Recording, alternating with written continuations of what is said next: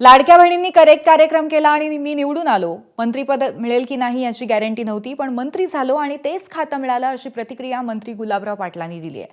यावेळी बोलताना काही जिल्ह्यांमध्ये सुरू असलेल्या पालकमंत्रीपदाच्या वादावरही त्यांनी भाष्य केलं.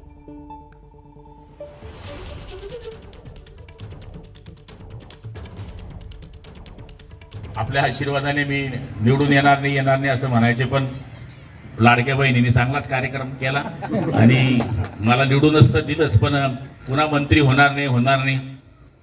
आणि मागच्या वेळेस 4.25 आमदाराच्या मागे एक मंत्री होता, आता 7.25 आमदाराच्या मागे एक मंत्री. कॉम्पिटिशन होती ना संख्या वाढल्यामुळे. आणि मी जुना होतो, म्हणतो मला करता की नाही करता माहित नाही, पण झालो तर तेच खातं मिळालं. पण पालकमंत्री होईल की नाही होईल.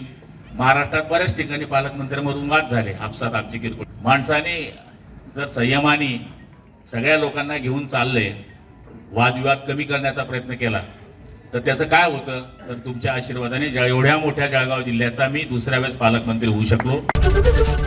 एबीपी माझा, उघडा डोळे बघा नीट.